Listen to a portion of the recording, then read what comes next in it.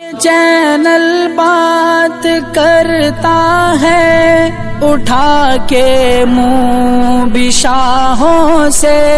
جہاں کو باخبر کرتا ہے یہ مفلس کی آہوں سے۔ الحمدللہ رب العالمین والصلاة والسلام علی سید الانبیاء والمرسلین وعلى آلہ واصحابہ اجمعین۔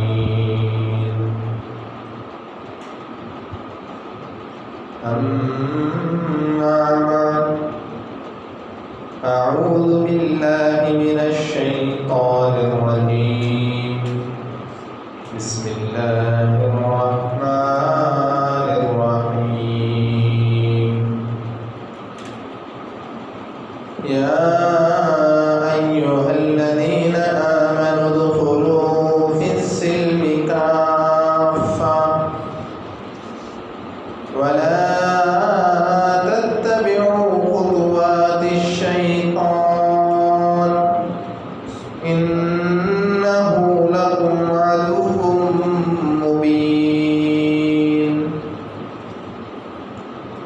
فقال تعالى في موضع آخر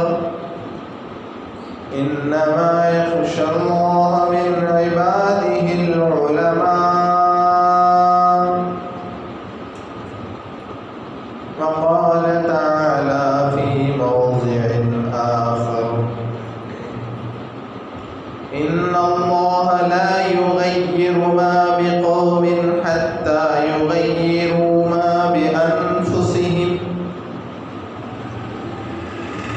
صدق اللہ العظیم۔ قال النبی صلی اللہ علیہ وسلم طلب العلم فریضۃ علی کل مسلم، وقال النبی صلی اللہ علیہ وسلم من تشبہ بقوم فهو منهم، او كما قال عليهم الصلاة والتسليم۔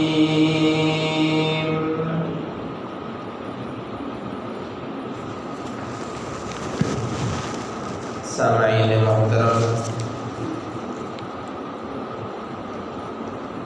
ایک مرتبہ نبی اکرم صلی اللہ علیہ وسلم کے دربار گوہربار میں درود کا نذرانہ پیش کرنا ہے۔ اللہم صلی علی محمد وعلی آل محمد فی اول کلامنا،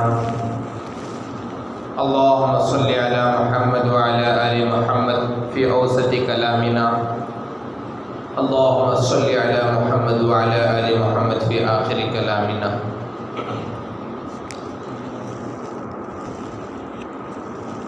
سامعین، گزشتہ جمعہ الحمدللہ ہر مسجد میں، ہر گھر میں، ہر گلی میں، ہر شہر میں، جہاں بھی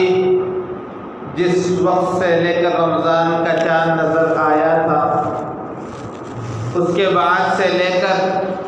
شوال کا چاند نظر آنے تک ہر مسلمان نماز کا عادی بن چکا تھا۔ گویا کہ ہر مسلمان مسجد کا پابند ہو چکا تھا، ہر مسلمان قرآن پڑھنے والا ہو گیا تھا، ہر مسلمان نماز مسجد میں ادا کرنے والا ہو گیا تھا۔ جیسے ہی رمضان ختم ہوا تو ایسے محسوس ہونے لگا کہ رمضان جو آیا ہوا تھا، رمضان میں جو لوگ مسلیاں بنے پھر رہے تھے، گلی کوچوں میں ٹوپی کا بہانہ ڈال کر مسلمان کا لیبل لگا کر گلی کوچوں میں پھر رہے تھے، مسجد کا آباد کرنے کا بہانہ بنائے ہوئے تھے، قرآن اٹھا کر مسلمان ہونے کا دعویٰ کر رہے تھے، لیکن میرے دوست یاد رکھیں کہ مسلمان جو ہوتا ہے وہ مرنے تک مسلمان ہوتا ہے، جیسا کہ ماں کے پیٹ سے پیدا ہو کر وہ مسلمان کہلاتا ہے، اس کے لیے اذان بھی دی جاتی ہے، اقامت بھی دی جاتی ہے۔ اسی طرح میرے دوستوں یاد رکھو وہ قبر کے پیٹ میں جانے تک مسلمان ہے، نہ کہ رمضان کا مہینہ آئے کہ وہ مسلمان کہلائے، جمعہ کا دن آئے وہ مسلمان کہلائے، کسی کا جنازہ سامنے آ جائے وہ مسلمان کہلائے، عید الفطر کا دن سامنے آ جائے وہ مسلمان کہلائے، عید الاضحیٰ کا دن سامنے آ جائے وہ مسلمان کہلائے۔ میرے دوستوں مسلمان کی ایک ہی قسم ہو سکتی ہے، مسلمان وہی ہے جو اللہ پر بھی ایمان لاتا ہے، اس کے رسول پر بھی ایمان لاتا ہے، کتابوں پر بھی ایمان لاتا ہے، فرشتوں پر بھی ایمان لاتا ہے، اور یہ بھی ایمان لاتا ہے کہ مرنے تک اس کے اوپر جو فرض نمازیں ہیں وہ ادا کرتا رہے گا۔ لیکن آج ہمارا یہ حال بن گیا ہے، ہمارے رشتہ داروں کا یہ حال بن گیا ہے، ہمارے بھائیوں کا یہ حال بن گیا ہے، ہمارے اقارب اور دوستوں کا یہ حال بن گیا ہے کہ رمضان آتا ہے تو ایسا ماحول بنا کر پیش کرتے ہیں، ایسا نمونہ بنا کر پیش کرتے ہیں کہ یہ سال بھر کے نمازی ہیں، زندگی بھر کے نمازی ہیں، زندگی بھر قرآن پڑھتے ہیں، ہر ہمیشہ تسمیہ پڑھا کرتے ہیں۔ جب رمضان ختم ہوتا ہے مسلمان کا نام و نشان تک واجب نہیں رہتا، مسلمان کا نام و نشان تک اس کے اندر وجود سے دور دور تک ختم ہو جاتا ہے۔ میرے دوستوں یہودیوں کو دیکھیں، وہ اپنے بت پرست کیسے کرتے ہیں، اپنے عیدیں کیسے مناتے ہیں، اپنی جگہ اپنی عبادت خواہوں میں، چاہے وہ عید سال میں ایک مرتبہ آئے ان لوگوں کو، چاہے دن بدن آئے، کیسے ڈٹے رہتے ہیں۔ نصارہ کو دیکھو میرے دوستوں، وہ جب ان کا عید کا دن آتا ہے، جب انہیں خوشیاں منانے کا دن آتا ہے، جب انہیں ان کے خدا کے اگرچہ کہ کوئی نہیں ہے وہ لوگ مانتے ہیں، لیکن جا کر دیکھیں وہ کیسے ثابت قدم سے رہتے ہیں۔ کفار کو دیکھیں، کافرین کو دیکھیں جو 360 بت کو مانتے ہیں، ہر دن ہر جگہ جا کر کسی نہ کسی کے سامنے ست لگا کر ٹیک مانگ کر ان سے کچھ چیزیں مانگتے ہیں۔ حقیقت میں کوئی چیز نہیں ہے ان کے سامنے، حقیقت میں کوئی بت پرست کوئی خدا ان کے سامنے نہیں ہے، وہ لوگ خیال میں بنا لیے ہیں، ان کے خیال میں جو چیز آئے اسے خدا بنا لیے، پھر بھی وہ ثابت قدم رہتے ہیں۔ ارے جن کے 360 بت ہوں، روزانہ ایک ہی خدا کی عبادت کرتے ہو، ان کے پاس یہ ہے کہ وہ ثابت قدم رکھتے ہیں، لیکن ہم ایسے ہیں جن کا خدا ایک ہے، جن کے نبی تمام نبیوں کے سردار ہیں، جن پر قرآن مجید نازل ہوا ہے، وہ ایسے بنے پھر رہے ہیں کہ رمضان آیا تو ثابت کرتے ہیں کہ وہ مسلمان نہیں۔ میرے دوستوں یاد رکھیں کل قیامت کا دن ہوگا، حشرناک ہوگا، ایسا موقع ہوگا کہ ہر بندہ ہر ایک بندہ ایک ایک نیکی کے لیے ترسے گا۔ بہت ساری چیزیں آپ حضرات کے سامنے رکھنا ہے میرے دوستوں، ساتھ دیں گے نا آپ حضرات انشاءاللہ۔ سامعین کل قیامت کا دن ایسا ماحول ایسا خطرناک دن ہوگا جہاں رشوت لینے والے بھی سامنے آ جائیں گے، جہاں سود دینے والے بھی سامنے آ جائیں گے، سود کھانے والے بھی سامنے آ جائیں گے، حرام کاری کرنے والے بھی سامنے آ جائیں گے، جہاں ایک دوسرے پر ظلم کرنے والے بھی سامنے آ جائیں گے۔ ایسا دن ہوگا جہاں اللہ ہر ایک کے ساتھ انصاف کا معاملہ کرے گا۔ اللہ تبارک و تعالیٰ جو ظلم کیے ہیں ان پر ظلم ستم کرے گا، جو رشوت لیے ہیں ان کو بھی سزا دے گا، جو دوسروں کے مال ہڑپے ہوئے ہیں، دوسروں کی جگہیں پر قبضہ کیے ہوئے، چاہے وہ کسی بھی طرح سے ظلم کرتے ہو، چاہے وہ اسلامی سطح پر یعنی ایک کمیٹی کی طرح آ کر ظلم کرتے ہو، یاد رکھو میرے دوستوں ایسے خطرناک دن میں، ایسے ہولناک دن میں جہاں پر کام آئیں گے تو وہاں ہمارے اعمال کام آئیں گے۔ دنیا کے اندر ہمارے اعمال اگر برابر ہیں، ہمارے اعمال اگر صحیح سالم ہیں، ہمارے اعمال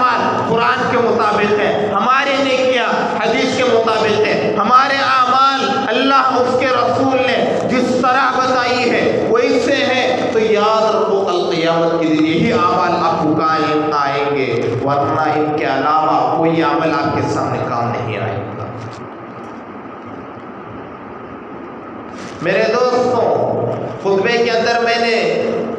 کلام اللہ شریف کی 2-3 خطبے آپ کے سامنے پیش کر دیے۔ پہلے آیت کو جس کے آپ کی طرف بارہا میں آپ حضرات کی خدمت میں پیش کرتا ہوں، یا ایھا الذین آمنوا ادخلوا فی السلم کافہ،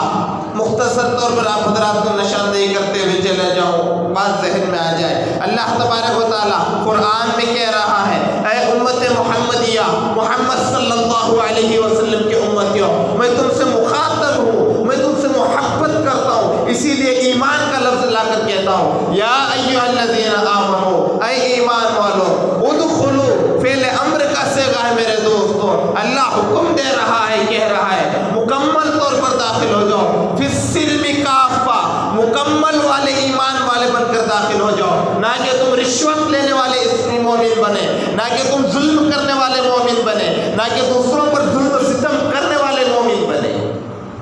قرآن کہہ رہا ہے فی السلم کافہ، مکمل، جیسا قرآن کہتا ہے ویسے مسلمان بنو، جیسے اللہ کے نبی نے مسلمان ہونے کا آپ کو نبوت کی نبوی طریقہ بتایا ہے، صحابہ نے اپنی جانیں گنوا کر آپ کو اسلام میں لانے کا طریقہ بتایا ہے، فی السلم کافہ،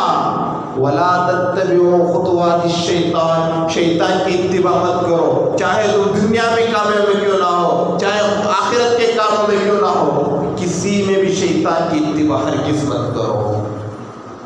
ولا تتبعوا خطوات الشیطان، شیطان واقع تمہارا یقیناً واضح دشمن ہے، انہ لکم عدو مبین، اللہ کہہ رہا ہے کہ شیطان تمہارا واضح دشمن ہے۔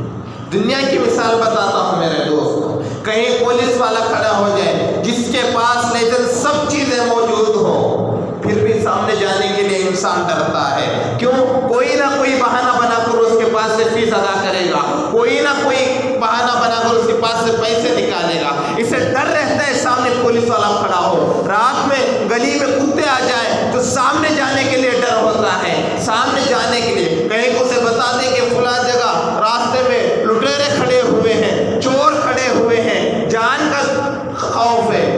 تو لوگ ڈرتے ہیں اس راستے سے گزرنے کے لیے، رات کو رات دن میں بھی اس راستے سے گزرنے کے لیے دل میں ہچکچاہٹ پیدا ہو جاتی ہے کہ اس راستے سے جاؤں تو میری جان کا کیا ہوگا، اس راستے سے جاؤں میرے مال کا کیا ہوگا، اس راستے سے جاؤں مجھے کچھ ہو گیا تو میرے گھر والوں کا کیا ہوگا۔ میرے دوستوں، خود اللہ رب العزت ان تمام چیزوں کو پیدا کرنے والا کہہ رہا ہے، انہ لکم عدو مبین، تم شیطان کی اتباع ہرگز مت کیا کریں کیونکہ تمہارا واضح دشمن ہے۔ اللہ ہم سب کو اس بات کو سمجھنے کی توفیق عطا فرمائے۔ دوسری آیت میرے دوستوں، کل قیامت کے دن شیطان تو ایک ایک کر ہٹ جائے گا، یا اللہ میں نے تیرے بندے کو کھلا کام کرنے پر اکسایا نہیں تھا، میں نے اسے زنا کرنے پر اکسایا نہیں تھا، میں نے اسے حرام کاری کرنے پر اکسایا نہیں تھا، اسے نماز چھوڑنے پر اکسایا نہیں تھا، بس میں نے تو ارادہ ڈالا تھا اس کے دل میں، کرنا نہیں کرنا اس بندے کے ہاتھ میں تھا، نماز پڑھنا نہیں پڑھنا اس کے ہاتھ میں تھا، زنا کو چھوڑنا اس کے ہاتھ میں تھا، حرام کاری سے بچنا اس کے ہاتھ میں تھا۔ شیطان ایک ایک کر ہٹ جائے گا میرے دوستوں۔ ہم سمجھتے ہیں کہ شیطان ہم سب کو گناہ کرنے پر آمادہ کرتا ہے، ہرگز نہ سمجھے میرے دوستوں، اس کے بس میں اتنا ہی کافی ہے کہ وہ ارادہ ڈال سکتا ہے، کرانے کی طاقت اس کے اندر نہیں ہے، ہرگز نہیں ہے، چاہے آپ کسی سے بھی رابطہ کر لیں میرے دوستوں، اگر میں غلط ہوں تو بات تسلیم کرنے کے لیے تیار ہوں، لیکن شیطان جو کرتا ہے ارادے ڈالتا ہے، کام کرانا اس کے بس کی بات نہیں ہے۔ اگر اس کا کام روکنا ہوتا، کوئی بندہ حج کرنے جاتا ہے تو اسے بھی روک سکتا ہے، کوئی بندہ پیدل حج کرتا ہے اسے بھی روک سکتا ہے۔ میرے دوستوں، جتنے نیک اعمال ہیں ان سب میں شیطان ارادے بدلتا ہے، لیکن اسے روکنے کی اس کے اختیار میں نہیں، خود بندے کے اندر اختیار ہے، چاہے تو وہ اس پر قابو ہو کر اس سے آگے بڑھے، چاہے تو اسے قابو پا کر اسے رک جائے۔ ایسے ہمارے سامنے کتنے واقعات نہیں ہیں جس میں زانی لوگ زنا سے بچ گئے ہیں، حرام خور حرامی سے بچ گئے ہیں، یعنی رشوت دینے والے لوگ رشوت سے بچ گئے ہیں۔ میں کسی کو تانا زنی نہیں کرتا میرے دوستوں، الفاظ سخت لگے تو معافی چاہتا ہوں، لیکن قیامت کا ہولناک دن آپ حضرات کے سامنے مجھے بھی حاضر ہونا ہے، آپ کو بھی حاضر ہونا ہے۔ اس وقت جو کام آئیں گے تو ہمارے اعمال کام آئیں گے، ہمارے نیک اعمال وہاں سامنے لوگوں کے سامنے پیش کیا جائے گا۔ دوسری آیت وہ پڑھی میں نے، انما یخشی اللہ من عبادہ العلماء۔ قرآن میں اللہ تبارک و تعالیٰ ڈنکے کی چوٹ پر کافر کہتے ہیں کہ اللہ سے وہی لوگ ڈرتے ہیں جن کے پاس حدیث کا علم ہوتا ہے، جن کے پاس قرآن کا علم ہوتا ہے، جن کے پاس اللہ نے جتنے طریقے بتائے ہوئے قرآن کے اندر حلال و حرام کا، جتنے بھی چیزیں اللہ تبارک و تعالیٰ نے بتائی ہیں ان سب کا علم کون رکھتے ہیں؟ علم والے حضرات رکھتے ہیں۔ آج ہمارا یہ حال بن گیا ہے میرے دوستوں، یاد رکھیں بات آ گئی ہے تو میں نے 2-3 جمعہ حضرات کے سامنے کہا تھا کہ جب علم پر بات اٹھے گی تو آپ حضرات کے سامنے مکمل بیان کروں گا۔ بات چھڑ گئی ہے تو بتاتا چلو میرے دوستوں، علماء یہ وہ حضرات ہیں، اگر یہ ختم ہو گئے دنیا سے، یاد رکھیں ہمیں کفن دینے والا بھی کوئی نہ رہے گا، ہمیں کفن تو دور کی بات چھونے والے تک کوئی نہ رہیں گے۔ میرے دوستوں، علماء حضرات میں یہ نہیں کہتا کہ میری اتباع کریں، میری خیر خواہ کریں، لیکن آپ حضرات جن علماء اکرام سے محبت رکھتے ہیں، آپ حضرات کا جن علماء اکرام سے تعلق ہے، آپ حضرات کے علم میں جتنے علماء اکرام ہیں، ائمہ اکرام ہیں جو قرآن پڑھتے ہیں، یاد رکھو میرے دوستوں ان کا لحاظ رکھو، کیونکہ علامہ نووی رحمہ اللہ نے فرمایا ہے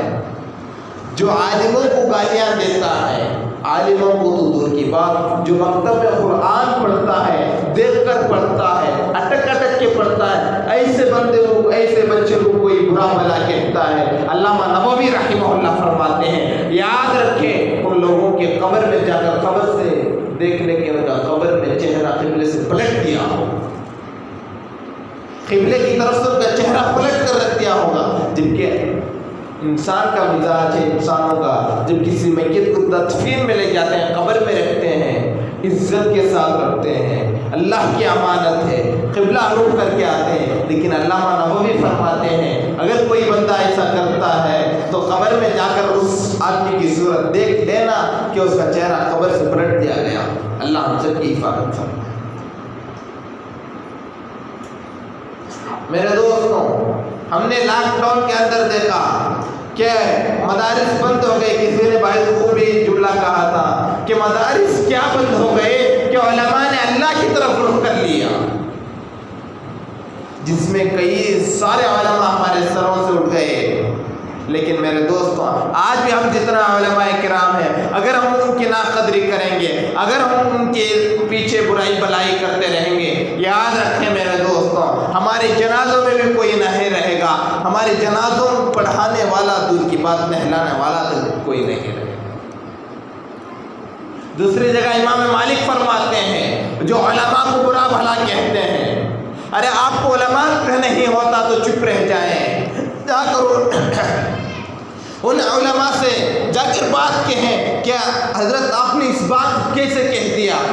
بات سمجھ میں نہیں آئی، مجھے سمجھا دے، جا کر ان علماء سے رابطہ کریں، آپ کو ہوا تو علماء آپ کو بات سمجھائیں گے، بات آپ کے سمجھ میں آئی تو آ جائے گی، ورنہ بات سمجھ میں نہیں آئی تو برا بھلا نہ کہیں میرے دوستوں، کیونکہ امام مالک فرماتے ہیں چاہے وہ کتنا بھی بڑا حاجی کیوں نہ ہو، چاہے وہ کتنا بھی قرآن پڑھنے والا کیوں نہ ہو، چاہے وہ کتنا بھی بڑا نمازی کیوں نہ ہو، اگر علماء کو برا بھلا کہتا ہے، نعوذ باللہ، 1000 بار نعوذ باللہ، اللہ تبارک و تعالیٰ اس کا خاتمہ کفر کی حالت میں کرے۔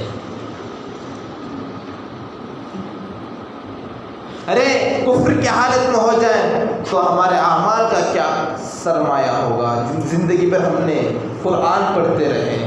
زندگی بھر ہم نے اللہ کے کلام کو تھامے رکھا تھا، زندگی بھر ہم نے غلاف کعبہ کو پکڑنے کا عزم کیا تھا، زندگی بھر ہم نے نبی رسول صلی اللہ علیہ وسلم کی تعلیمات پر چلنے کا ہم نے وعدہ کر کے لباس رکھنے کا وعدہ کیا تھا، جب کفر کی حالت میں موت آ جائے میرے دوستو یہ سارے اعمال ضائع ہو جائیں، کیونکہ حدیث سے پاک میں آتا ہے الاعتبار بالخواتم، اعتبار جو ہوتا ہے وہ خاتمے کا ہوتا ہے۔ کوئی آدمی ساری زندگی کفر حالت کرتا رہا، مرنے کے وقت اللہ اسے توفیق دے دی کلمہ پڑھنے کی تو پورے گناہ اس کے معاف ہو جاتے ہیں، اس کے لیے راستے کھل جاتے ہیں جنت میں جانے کے لیے۔ اس لیے میرے دوستوں، حضرات علماء کرام سے آپ ادب سے بات کریں، چاہے ہو سکتا ہے ہمارے سے علماء عمر میں چھوٹے ہو سکتا ہے علماء ہمارے لحاظ سے کم درجے کے ہوں۔ یاد رکھیں میرے دوستوں، یہی وہ حضرات علماء کرام ہیں جن کے بارے میں اللہ کے نبی نے فرمایا العلماء ورثۃ الانبیاء، علماء جو حضرات ہیں، قرآن کو تھامنے والے جو ہیں، احادیث کو جو تھامے ہوئے جو ہیں، احادیث کا اپنے اندر جو علم رکھتے ہیں، فقہ کا جو علم اپنے اندر رکھتے ہیں، تفسیر کا جو علم اپنے اندر رکھتے ہیں، اللہ کے نبی نے انہی کے لیے خوشخبری دی ہے کہ یہ میں وارث ہوتے ہیں۔ اگر دنیا کی سطح پر میرے دوستوں بات ہمیں سمجھ میں آنے کے لیے، اگر کوئی کاؤنسلر ہمارے گلیوں میں آتا ہے، ہمارے محلے میں MLA کوئی آتا ہے تو اس کی تو عزت کرتے ہیں، اس کی تو عزت کرتے ہیں، اور اس کے پی اے کی بھی عزت کرتے ہیں۔ کس کی؟ MLA کی بات نہیں کر رہا ہوں، کاؤنسلر کی بات نہیں کر رہا ہوں، جو اس کے ساتھ رہتے ہیں، جو اس کا کام کرتے ہیں، اس کی عزت ہمارے دلوں میں بھری پڑی ہوتی ہے۔ ہر جگہ کا یہ ماحول ہے، کیوں کہ اگر ہمیں اسے کچھ بولیں تو MLA تک بات پہنچائے گا، ہمیں اس کو کچھ بولیں وہ کاؤنسلر تک بات پہنچائے گا، جس کے ذریعے ہمارے مسائل حل ہو جائیں گے۔ ہمارے پاس دنیا والوں کی عزت ہے، لیکن عزت کس کی نہیں ہے؟ قرآن کو تھامنے والوں کی عزت نہیں ہے، قرآن پر عمل کرنے والوں کی عزت نہیں ہے، قرآن کو لیے ہوئے لوگوں کی عزت نہیں ہے، قرآن کو پڑھانے والوں کی عزت نہیں ہے۔ میرے دوستوں، اسی طرح بات بھی اسے سمجھانا چاہتا ہوں، اگر ہمارے دور میں اللہ کے نبی آ جائے تو ہم ان کے سامنے سر بسجدہ ہو جائیں گے، آپ کے قدم مبارک برکتاً چومیں گے، آپ کو عزت کے اعلیٰ درجہ دے دیں گے اللہ کے نبی اگر ہمارے زبان سے موجود ہو جائیں۔ اسی طرح میرے دوستوں، اللہ کے نبی کے وارث آتے ہیں تو ہمیں چاہیے کہ علماء کرام آ جائیں تو ان کا ادب کریں۔ میرے دوستوں، ادب ایک ایسی بڑی چیز ہے کہ اللہ تبارک و تعالیٰ ادب کے ذریعے ہر ادنا سے شخص کو اعلیٰ مقام عطا کر دیتے ہیں۔ ادب ایک ایسی چیز ہے جو ہر شخص کو اوپر نیچے جو رہتا ہے اسے اعلیٰ درجہ دے دیتے ہیں۔ اس کی کئی مثالیں ہمارے سامنے موجود ہیں۔ علامہ بشر حافی رحمہ اللہ کو کون نہیں جانتے، بارہا آپ واقعہ حضرت بشر حافی کا سنتے رہتے ہیں۔ ایک ہر دن پیتے رہتے تھے حضرت بشر حافی رحمہ اللہ، ہر دن ان کی عادت تھی، معمولی سے شخص تھے، ہر دن شراب نویشی کرتے تھے۔ ایک بار کا موقع آیا، ادب کی بات پر بات کر رہا ہوں میرے دوست، ایک مرتبہ ایسا موقع آیا کہ حضرت بشر حافی شراب نویشی میں جا رہے تھے، راستے میں دیکھا کہ کچھ ایسا پرچہ پڑا ہوا ہے، پرچی پڑی ہوئی ہے جس میں عربی کے کچھ الفاظ لکھے ہوئے ہیں۔ نشے کا غلبہ تھا، حضرت بشر حافی اٹھاتے ہیں، دیکھتے ہیں، سوچتے ہیں کچھ عربی الفاظ ہیں، اسے ادب کرنی چاہیے۔ بدن پہ دیکھتے ہیں تو کوئی رکھنے کی جگہ سمجھ میں نہیں آتی تو سر پر رکھ لیتے ہیں، گھر میں جا کر دیکھتے ہیں کئی جگہ رکھنے کی ان کو بات سمجھ میں نہیں آتی، صبح تک ایسے ہی سر میں رکھ لیتے ہیں۔ میرے دوستوں، اتنی زیادہ اللہ کو پسند آئے گئی ادب کی وجہ سے کہ اللہ تبارک و تعالیٰ نے ان کو علامہ، ایک بشر حافی روزانہ شرابی تھا، لیکن اللہ تبارک و تعالیٰ نے ایک رات میں علامہ بشر حافی رحمہ اللہ اپنے دوستوں میں بنا لیا، اللہ نے اپنے ولیوں میں اسے شامل کر لیا۔ اس لیے میرے دوستوں، ہم جو کرتے ہیں ادب کریں، ہم بڑوں کا ادب کریں گے میرے دوستوں، اللہ تبارک و تعالیٰ ادب کے لحاظ سے بہت اعلیٰ درجہ دے گا۔ علماء کا ادب کریں تو میرے دوستوں آپ کے گھروں میں اللہ تبارک و تعالیٰ علماء کو پیدا کریں گے۔ اگر آپ علماء کا ادب کریں تو اللہ تبارک و تعالیٰ میرے دوستوں آپ کے گھروں میں حفاظ پیدا کرے گا، کیونکہ میرے دوستوں ادب نہ ہونے کی وجہ سے اللہ تبارک و تعالیٰ نبوت کو بھی چھین لیتے ہیں۔ ارے دنیا کے عہدے کیا چیز ہیں، اللہ تبارک و تعالیٰ کسے چھین لیتے ہیں؟ نبوت، اللہ جس کو نبی بناتا ہے اس کو بھی چھین لیتے ہیں۔ کیسے؟ حضرت ابراہیم علیہ السلام اللہ کے نبی ہیں، خلیل اللہ ہے، اللہ کے دوست ہیں، ان کے دو بیٹے ہوتے ہیں، حضرت اسماعیل، حضرت اسحاق۔ کتنے بیٹے ہوتے ہیں؟ 2، حضرت اسماعیل، حضرت اسحاق. پھر حضرت اسحاق کے حضرت یعقوب بیٹے ہوتے ہیں. کیا ہوتے ہیں؟ حضرت یعقوب. یعنی حضرت ابراہیم بھی نبی ہے، حضرت اسحاق بھی نبی ہے، حضرت یعقوب بھی نبی ہے. ان کے بیٹے ہوتے ہیں حضرت یوسف، وہ بھی نبی ہے. 3 پشتوں تک اللہ نے نبوت کا سلسلہ باقی رکھا. ایک موقع ایسا آتا ہے مصر میں حضرت یوسف بیٹھے ہوئے ہیں، والد آتے ہیں حضرت یعقوب، کچھ لحاظ سے نہیں اٹھتے، اللہ کو یادہ پسند نہیں آتی، تو اللہ تبارک و تعالیٰ حضرت یوسف کے خاندان میں نبوت چھین لیتے ہیں. کیا چھین لیتے ہیں؟ نبوت جیسے عظیم دولت کو چھین لیتے ہیں. کیوں؟ وہاں ادب نہیں تھا. لیکن وہ حضرت اسماعیل تھے جن کے نسل میں حضرت محمد الرسول اللہ صلی اللہ علیہ وسلم کو اللہ نے اس دنیا میں مبعوث فرمایا. اس لیے میرے کریں گے نا بے سب حضرات علماء اکرام. میرے دوستوں انشاءاللہ اور بات آگے حضرات علماء اکرام تفصیلات سے علم کے بارے میں آپ کے آگے رکھوں گا. بات اس لیے کہہ رہا ہوں کہ علم کا سیکھنا ہر مسلمان پر فرض ہے، چاہے وہ مسلمان عورت ہی کیوں نہ ہو. ہر ایک کے اندر حلال اور حرام کی تمیز آ جانے چاہیے.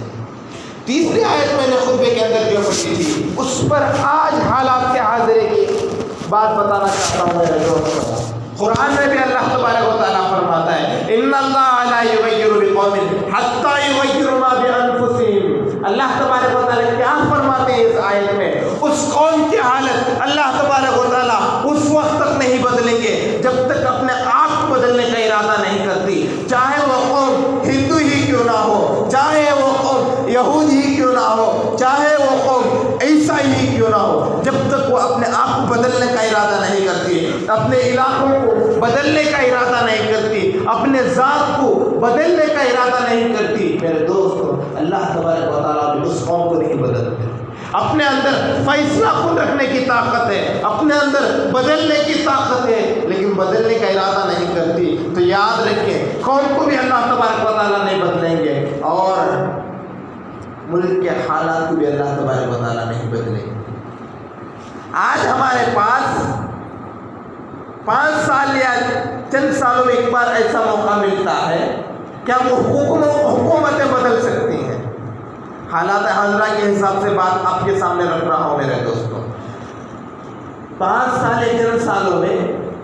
چاہے مسلمان ہو یا کافر، عیسائی ہو یا یہودی،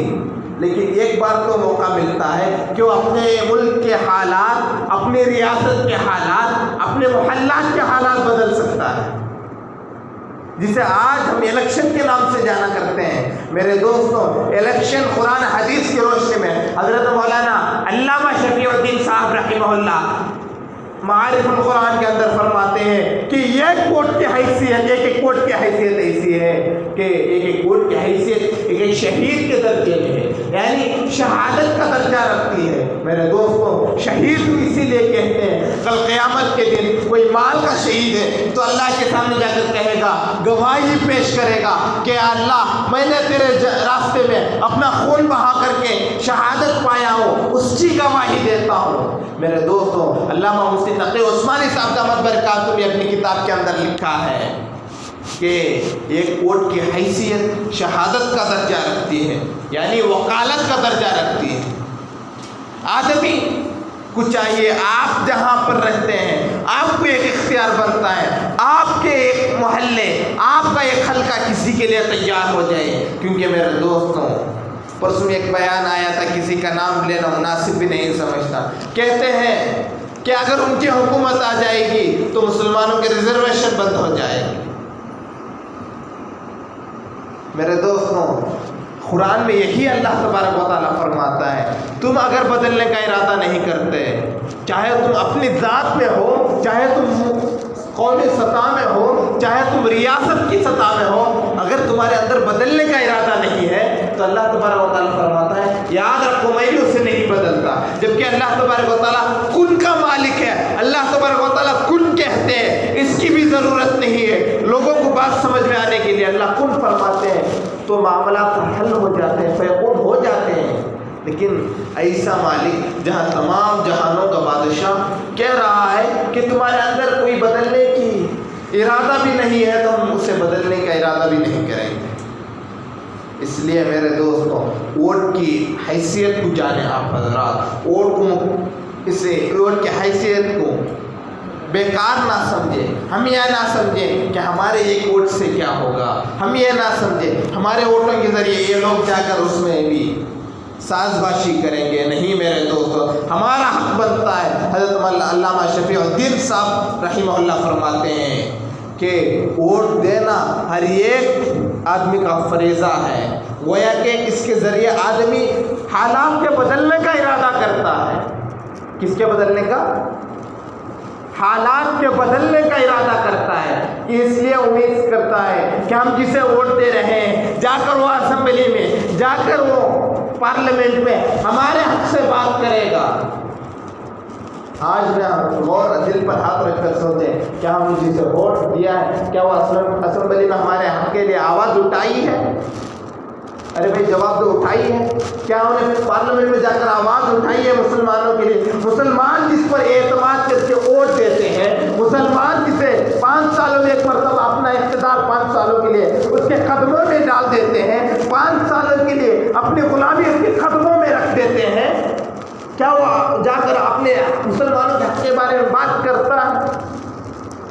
میرے دوستوں، آپ کے حلقے سے کچھ نوجوان، کچھ ذمہ دار احباب یہ تیار ہو جائیں، کچھ آپ لوگ مل بیٹھ کر یہ فیصلہ کریں کہ ہم آگے جس کو ووٹ دینا ہے، ہم آگے جس ایم ایل اے کو ووٹ دیں گے تو اس سے جا کر آپ بات کریں کہ اگر کوئی قرآن پر حملہ کرے تو قرآن کے خلاف یہ آواز نہ اٹھانے دیں، اگر کوئی اسلامی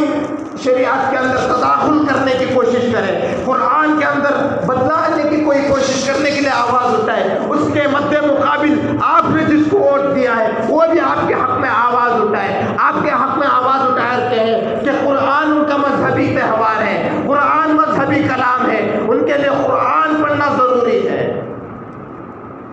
اس لیے میں میرے دوستوں آپ حضرات سے ادباً بات یہ کر رہا ہوں، جو لوگ اس میں ملوث ہیں، یعنی پیسے لے کر جو ووٹ کو بیچ دیتے ہیں، یاد رکھیں میرے دوستوں، الفاظ اگر سخت لگے تو معافی چاہتا ہوں، جو لوگ پیسے لے کر ووٹ دیتے ہیں، اگر میری الفاظ میں کہوں، رشوت تو بات سمجھ میں آیا کہ، لیکن میرے دوستوں میرا ضمیر یہ کہتا ہے، الفاظ برے لگے بار بار معافی چاہ رہا ہوں میرے دوستوں، کوئی پیسے لے کر ووٹ ڈالتا ہے اس سے بہتر تاکہ ایک خنزیر کا گوشت کھا لے، اس سے بہتر تاکہ ایک خنزیر اپنے اوپر چڑھا کر پوری گلی گلی کوچا کرتا تھا۔ میرے دوستوں وہ پیسے لے کر ووٹ ڈالنے والوں، یاد رکھو اللہ تبارک و تعالیٰ کا حکم ہے، رشوت کھانے والوں کے گھروں میں اللہ تبارک و تعالیٰ قرآن کو چھونے والوں کو پیدا نہیں کریں گے، رشوت کھانے والوں کے گھروں میں قرآن کو تھامنے والوں کو اللہ پیدا نہیں کریں گے، رشوت کھانے والوں کو گھروں میں اللہ تبارک و تعالیٰ علماء کو پیدا نہیں کریں گے، حفاظ کو پیدا نہیں کریں گے، ان کے گھروں میں پیدا ہوں گے تو نعوذ باللہ اللہ ہم سب کی حفاظت فرمائے، ان کے گھروں میں شرابی پیدا ہوں گے، نعوذ باللہ زانیہ پیدا ہوں گے، ان کے گھروں میں اسلام کے خلاف چلنے والے پیدا ہوں گے۔ ہو سکتا ہے کہیں جگہ پیسے دے کر جبرن آپ کو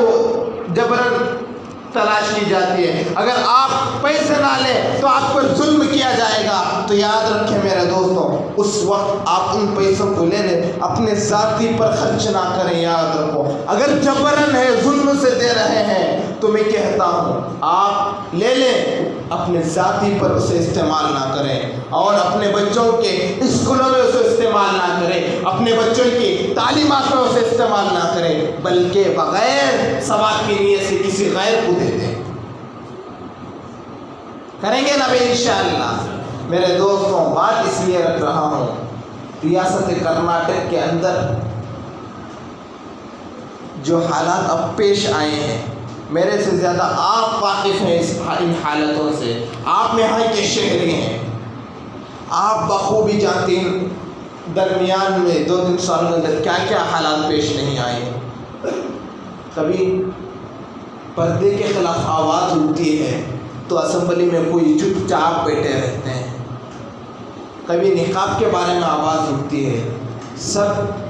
کتوں کی طرح جا کر خاموش سننے والے بیٹھ جاتے ہیں. جب موقع آتا ہے ان لوگوں کا ووٹ مانگنے کا تو آپ کے قدموں میں لا کر سب چیزیں قربان کرنے کے لیے کہتے ہیں کہ تم ہی ہمارا سرمایہ ہو، تم ہی جو کہیں گے وہ کرنے کے لیے تیار ہیں. میرے دوستو، ان کی باتوں میں ہرگز مت آنا، کیونکہ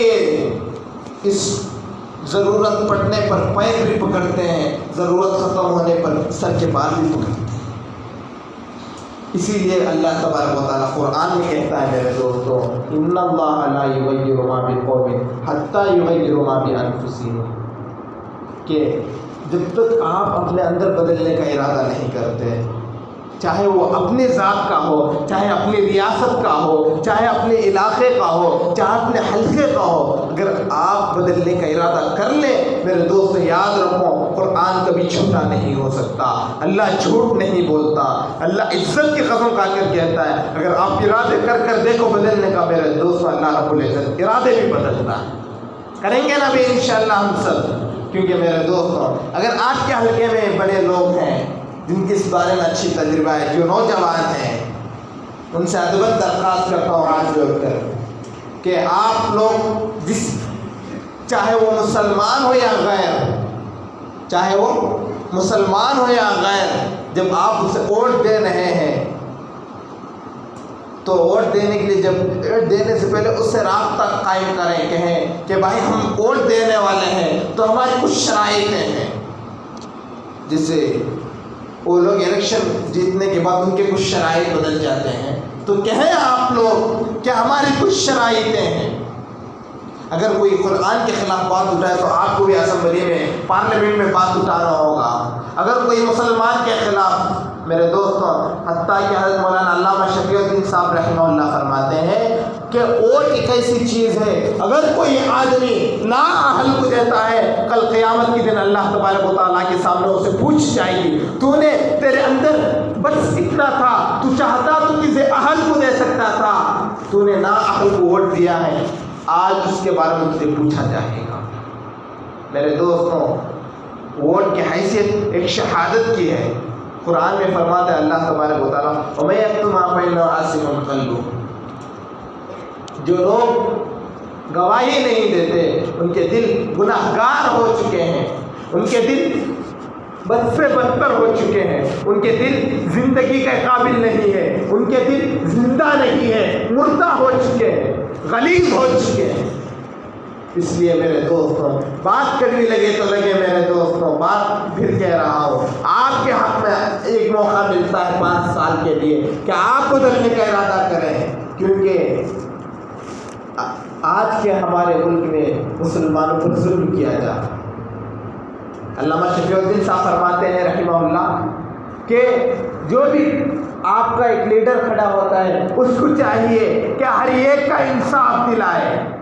حتیٰ کہ جو ناجائز مقدمات میں پھنسے ہوئے ہیں، جب لوگ آتے ہیں الیکشن مانگنے کے لیے، ووٹ مانگنے کے لیے، آپ کے سامنے بڑے بڑے وعدے کرتے ہیں، جو لوگ ناحق پھنسے ہوئے ہیں ہم ان کو ریلیز کریں گے، ناحق جن پر مقدمات لگے ہوئے ہیں ان کا مقدمہ ہم لڑیں گے، یہ سب دعوے کرتے ہیں. جب الیکشن جاتے ہیں تو ان کا تصور بھی نہیں ہوتا. جب ان کے سامنے آپ کھڑے ہو جاؤ تو آپ کو دیکھنا تو دل کی بات تھوک کر بھی نہیں دیکھیں.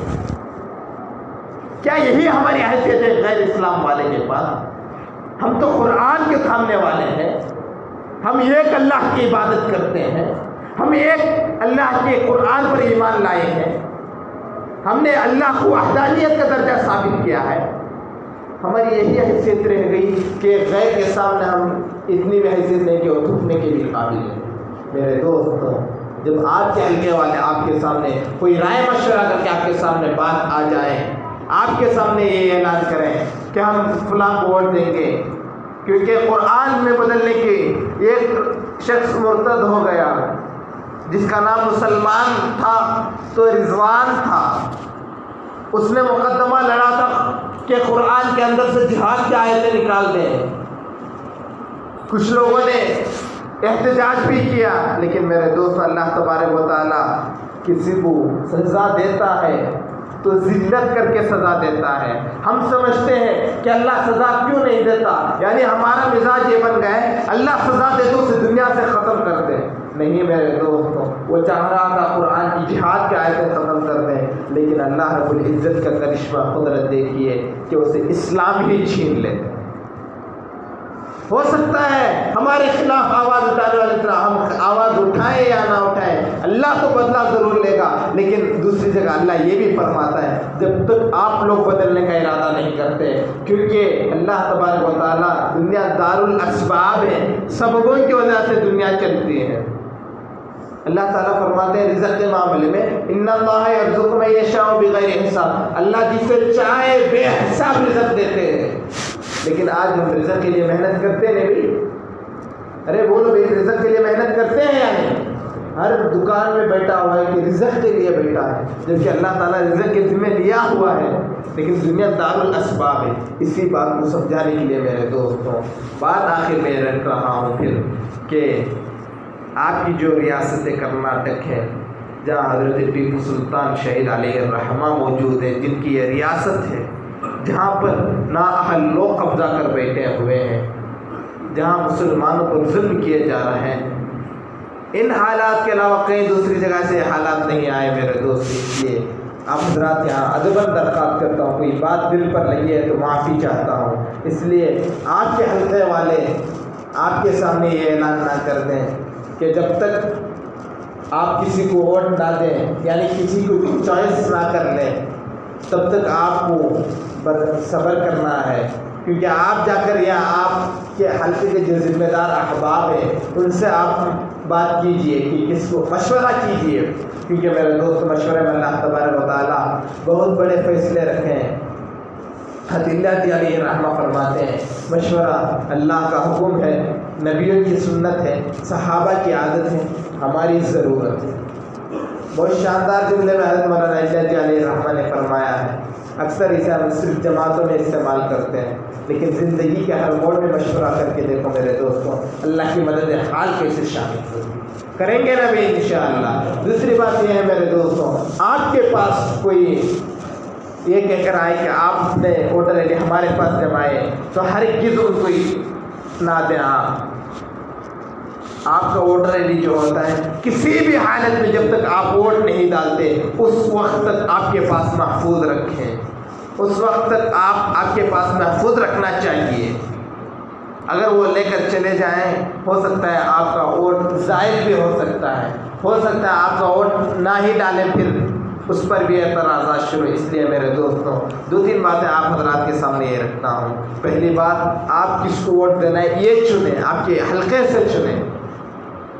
بعد میں چل کر آپ کے لیے وہ اچھا ثابت ہو۔ دوسری بات یہ جو اس کے ذمہ دار ہے، یعنی جو جس لائق کا ہے اسے ووٹ دیں۔ تیسری بات یہ کہ اپنے ووٹوں کو پیسوں کے ذریعے نہ بیچے میرے دوستوں، ان پیسوں کا ہو سکتا ہے ظاہراً کچھ نفع ہو جائے، لیکن زندگیاں برباد ہو جاتی ہیں، نسلیں برباد ہو جاتی ہیں۔ اللہ ہم سب کو کئی سنی باتوں پر عمل کرنے کی توفیق عطا فرمائے۔ اللہ ہم سب کو آنے والے جو ریاست میں آپ کی ریاست کرناٹک میں